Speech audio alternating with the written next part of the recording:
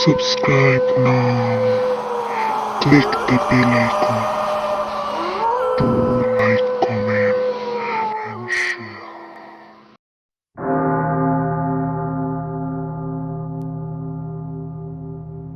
Hello viewers, আমি লামিয়া আপনাদের স্বাগতম জানাচ্ছি লামিয়া স্টোরি ল্যান্ড চ্যানেলে। আমরা আমাদের এই চ্যানেলে সকল ধরনের গল্প, উপন্যাস, সত্য ঘটনা, ছোট গল্প ও বিদেশি গল্পের অনুবাদ দিয়ে থাকি। সকল গল্পগুলো আপনারা চ্যানেলের প্লেলিস্টে পেয়ে যাবেন। শুরু করছি এমি ক্রসের লেখা সিস্টার এলসার পোর্ট্রেট। আগের দিন আমরা যেখানে শেষ করেছিলাম আজ তার পরবর্তী অংশ থেকে শুরু হবে।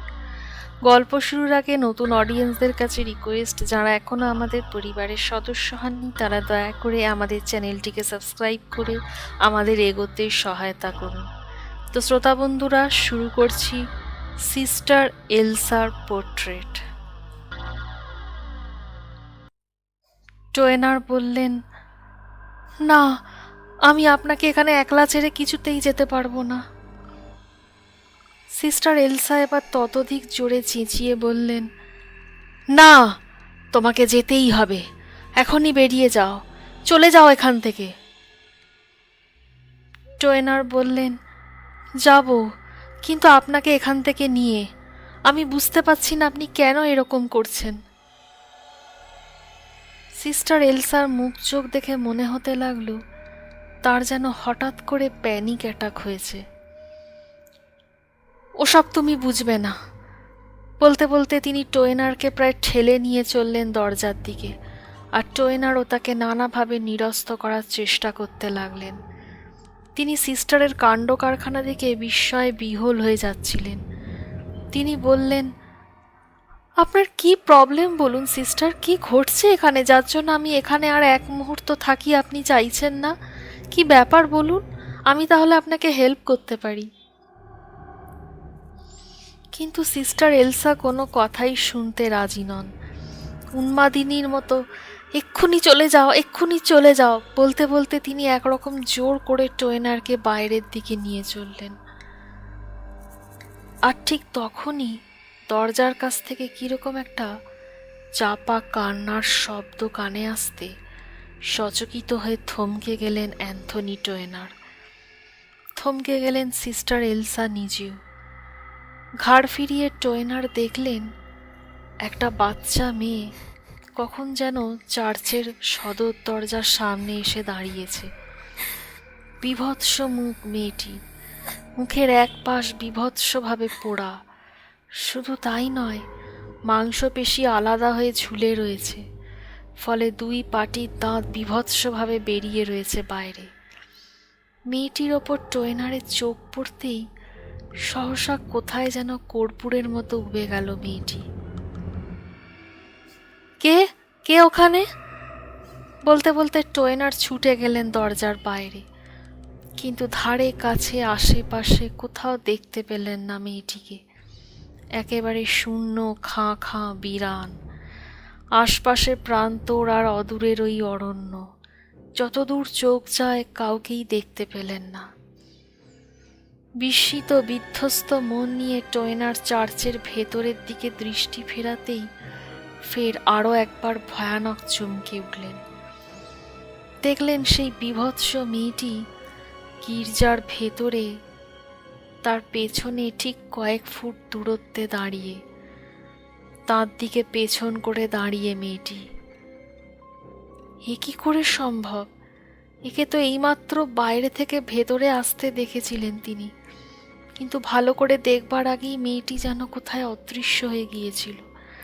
বাইরে কোথাও তাকে দেখা যায়নি। তাহলে এর মধ্যে মেয়েটা ওই চার্চের দরজার ভেতর দিয়ে গেল কি করে ভেতরে? কোথা দিয়েই বা ঢুকলো? যেন বাতাসে ভর করে অদৃশ্য হয়ে মেয়েটি কখন যেন তাকে পার করে প্রবেশ করে গিয়েছে গির্জার ভেতরে, যার জন্য তিনি তাকে দেখতে পাননি। প্রবল আতঙ্কে টোয়েনারের মাথা যেন কাজ করাই বন্ধ করে দিল। কি ঘটছে না ঘটছে সব বুঝেও যেন বুঝতে পারছেন না তিনি। তিনি মেয়েটিকে লক্ষ্য করে চেঁচিয়ে বলে উঠলেন, তুমি এখানে কি করছো? খেলতে এসেছো? শোনো, একটা কাজ করতে পারবে? এক্ষুনি দৌড়ে ক্রফোর্ডে যাও, আর কিছু লোককে ডেকে নিয়ে এসো। ডক্টর বেইলিকে ডেকে নিয়ে এসো। এখানে একজন সিস্টার আছেন, তার এখনই মেডিকেল হেল্প দরকার। যাও। মেয়েটি নিরুত্তর, একবারও ঘুরল না টোয়েনারের দিকে। দৃষ্টি তার প্রসারিত চার্চের অল্টারের দিকে। টোয়েনারের কথা তার কানে ঢুকছে বলেও মনে হলো না, বা ঢুকলেও পাত্তা দিচ্ছে না। টোয়েনার ফের বলে উঠলেন, দাঁড়িয়ে ওদিকে কি দেখছো? যাও, ডাক্তার বেইলি আর কয়েকজন লোককে ডেকে নিয়ে এসো। চেনো তো ডাক্তার বেইলিকে? কি হলো, শুনতে পাচ্ছ আমার কথা? মেয়েটিকে তবু নিষ্প্রাণ কাঠের পুতুলের মতো দাঁড়িয়ে থাকতে দেখে মরিয়া টোয়েনার এবার পকেটের ভেতর হাত ঢুকিয়ে বের করে আনলেন একটা পেনি। সেটি মেয়েটির দিকে বাড়িয়ে ধরে বললেন, এই নাও, এই নাও পেনি, কাজটা সেরে এলে আরো পাবে। কিন্তু তাতেও মেয়েটির মধ্যে কোনো প্রতিক্রিয়া দেখা গেল না। এমনকি টোয়েনারের বাড়িয়ে দেওয়া পেনিটার দিকে একবারও ফিরে তাকালো না পর্যন্ত। একসময় থেমে থেমে কিরকম অদ্ভুত জড়ানো গলায় বলল, তুমি ওকে কোথাও নিয়ে যেতে পারবে না। ঠিক এই সময় চার্চের ভেতর থেকে সিস্টার এলসার ফুঁপিয়ে ফুঁপিয়ে কান্নার শব্দ পাওয়া গেল। টোয়েনার আরো বিস্মিত হয়ে জিজ্ঞেস করলেন, কি কি বললে? এবার মেয়েটি ধীরে ধীরে এদিকে ঘুরল। টোয়েনারের মুখোমুখি ঘুরল সে। তারপর ফের বলল,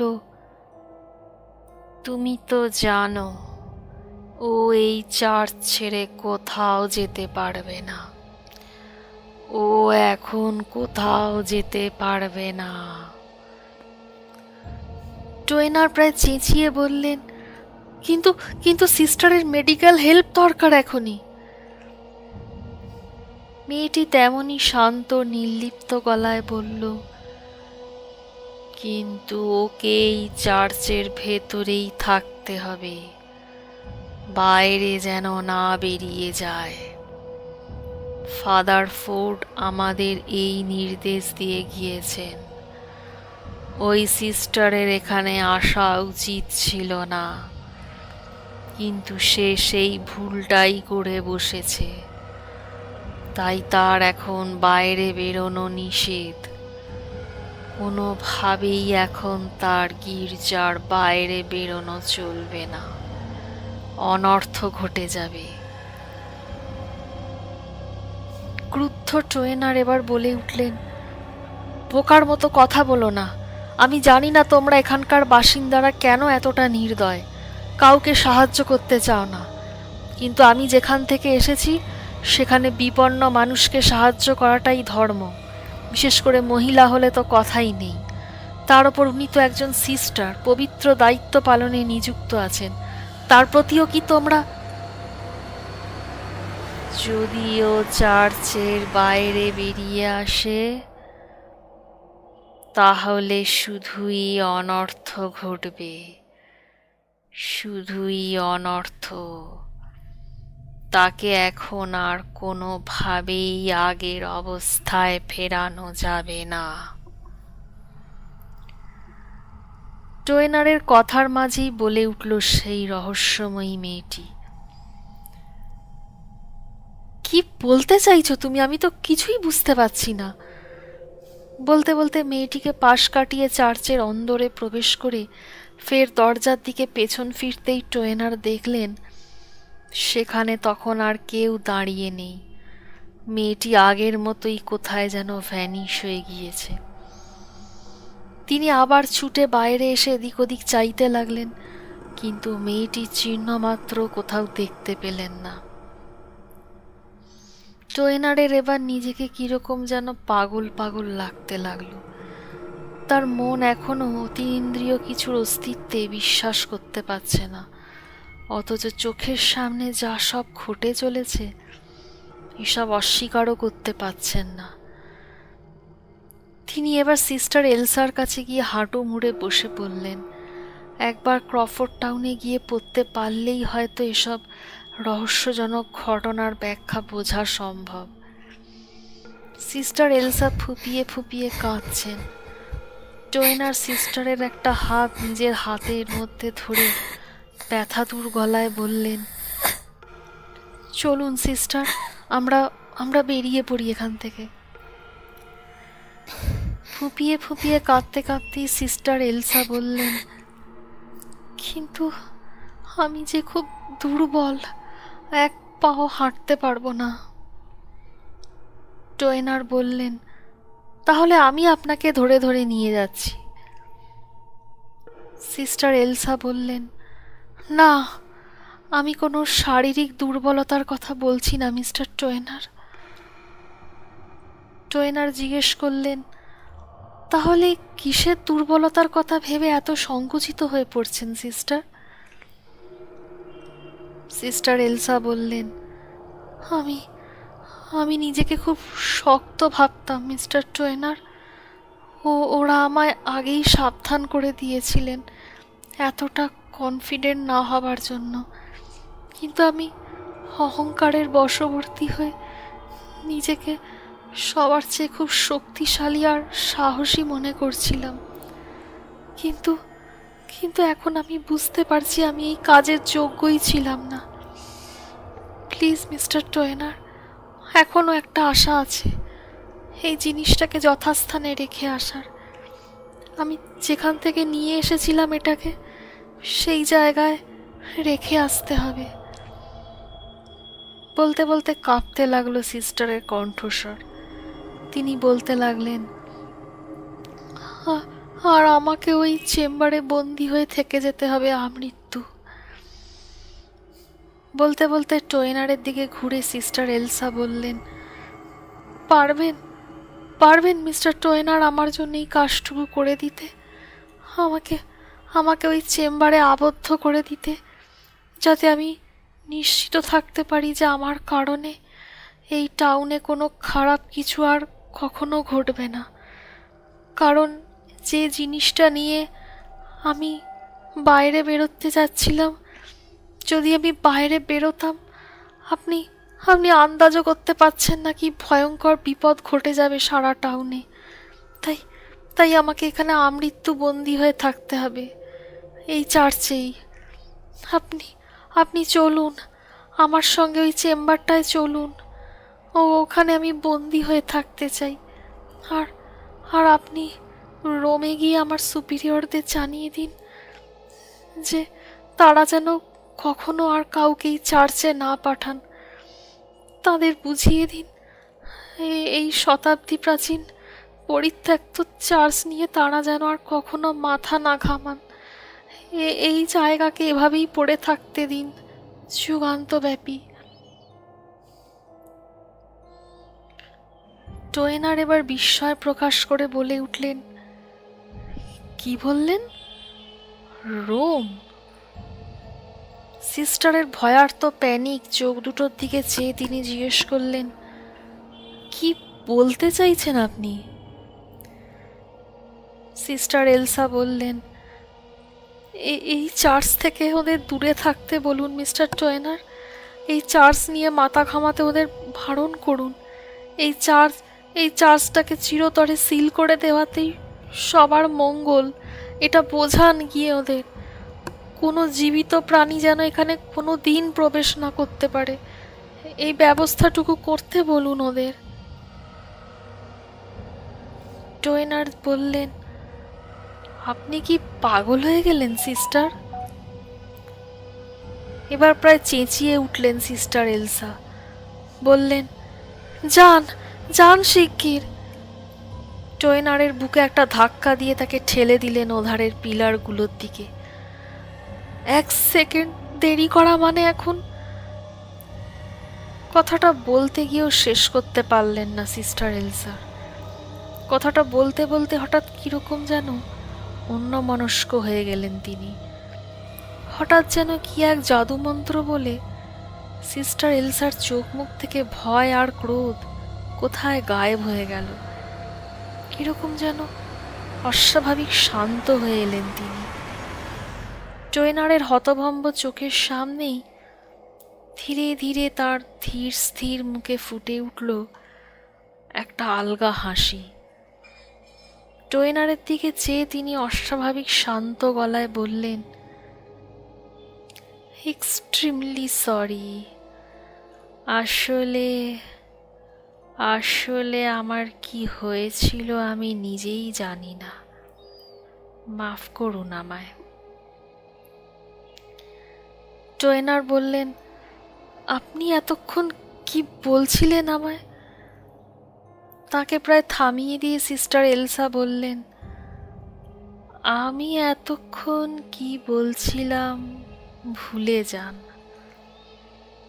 ট্রেনারের দিকে মুখের হাসিটুকু অক্ষুণ্ণ রেখেই সিস্টার এলসা বলতে লাগলেন, সিস্টার হলেও আমিও তো একজন মেয়ে, দুর্বলতা তাই আমার ভেতরেও আছে, আমিও মাঝে মাঝে ঘাবড়ে যাই, তাই এতক্ষণ উত্তেজনাবশত কি বলেছি না বলেছি ভুলে যান। একটু থেমে তিনি ফের বললেন, আমাদের এখন কি করা উচিত যেন বলছিলেন? এখান থেকে বেরিয়ে শহরে ফিরতে হবে, তাই তো? শশব্যস্ত হয়ে ট্রেনার বলে উঠলেন, হ্যাঁ হ্যাঁ সিস্টার, চলুন চলুন বেরোনো যাক। সিস্টার এলসা বললেন, চলুন তবে বেরোনো যাক, বলেই দরজার দিকে ঘুরলেন তিনি। তারপর যেতে যেতেই বললেন, আমায় সূর্যাস্তের আগেই ফিরে আসতে হবে। আমি জানি না আপনার এই জায়গা সম্বন্ধে কোনো এক্সপিরিয়েন্স আছে কিনা, কিন্তু রাতের অন্ধকারে এসব জায়গা ঠিক নয়। এখানে অন্ধকারে পথঘাট ঠিক বোঝা যায় না। বলতে বলতে হঠাৎ থেমে গেলেন তিনি, যেন হঠাৎ করেই আবার জেগে উঠলেন তিনি, যেন এতক্ষণ একটা আচ্ছন্ন অবস্থায় ছিলেন। ট্রেনার দেখলেন সিস্টার এলসা ভয়ার্ত দৃষ্টিতে চেয়ে আছেন নিজের পায়ের দিকে।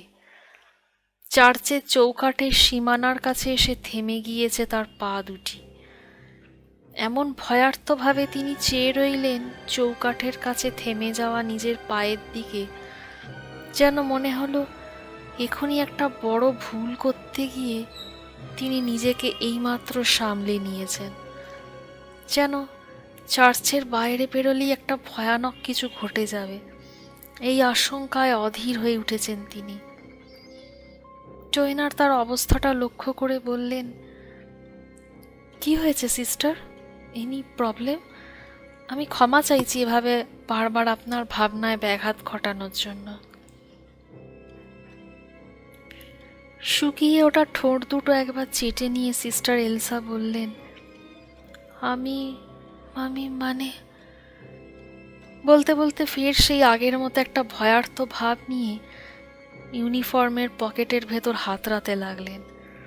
তার ফের মনে পড়ল রোম থেকে সুপিরিয়ররা কি বলে দিয়েছেন তাকে, কোনো অবস্থাতেও যেন এই জিনিসটা চার্চের বাইরে না বেরোয়।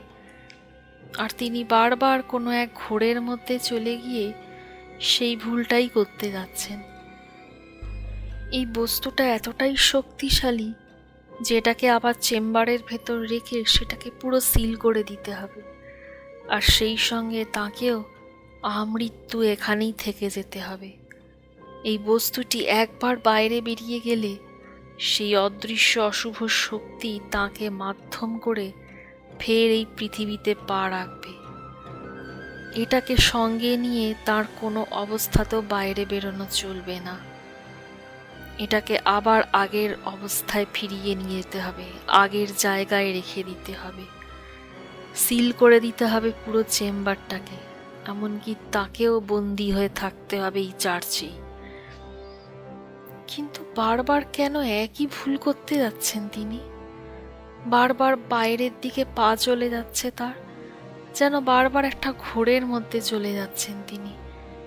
সেই অশুভ শক্তির প্রভাব কি?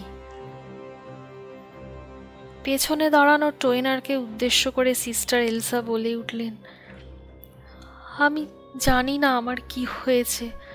আমার মন কেন জানি না বারবার আমার নিয়ন্ত্রণের বাইরে চলে যাচ্ছে। কোনো একটা শক্তি যেন আমাকে বারবার বাইরের দিকে নিয়ে যেতে চাইছে। আবার কোনো একটা শক্তি আমাকে বারবার আসন্ন বিপদ সম্পর্কে সচেতন করে দিচ্ছে, আমাকে বাইরে যেতে বাধা দিচ্ছে। আর আমি এই দুই শক্তির মধ্যে পড়ে গিয়েছি। ধীরে ধীরে পকেট থেকে বস্তুটা বের করে আনলেন সিস্টার এলসা। নিজের সমস্ত অন্তর দিয়ে যেন অনুভব করলেন সেটার অস্তিত্ব। তারপর থেমে থেমে বললেন, আমি বড় ভুল করে ফেলেছি মিস্টার টোয়েনার। আমার এখানে আসা একদমই উচিত ছিল না। টোয়েনার একটু অধৈর্য হয়ে বললেন, আপনি আমায় সবকিছু পরিষ্কার করে বলুন সিস্টার। আপনি ঠিক কি করতে চাইছেন? কি ভুল হয়ে গেছে আপনার এখানে এসে? খানিকক্ষণ নীরব থাকার পর সিস্টার এলসা ফের বলে উঠলেন, আমি জানি আমাকে কি করতে হবে। এবার ধীরে ধীরে ঘুরলেন পেছনে দাঁড়িয়ে থাকা টোয়েনারের দিকে। তার দু চোখে এখন খেলা করছে একটা অজ্ঞাত অশুভ কালিগোলা অন্ধকার। টোয়েনারের দিকে চেয়ে থেকে তিনি থেমে থেমে বললেন, আমি আপনাকে আর আমার পথে দেখতে চাই না মিস্টার টোয়েনার। সরে যান।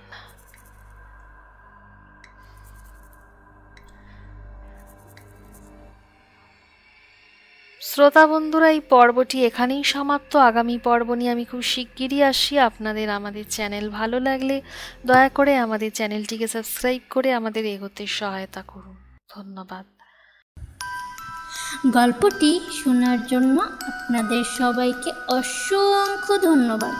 পরবর্তী পর্ব পেতে অবশ্যই আমাদের চ্যানেলটি সাবস্ক্রাইব করুন এবং বেল আইকনটি ক্লিক করুন। গল্পটি ভালো লাগলে অবশ্যই ভিডিওটিতে লাইক ও কমেন্ট করে জানাবেন। শুভরাত্রি।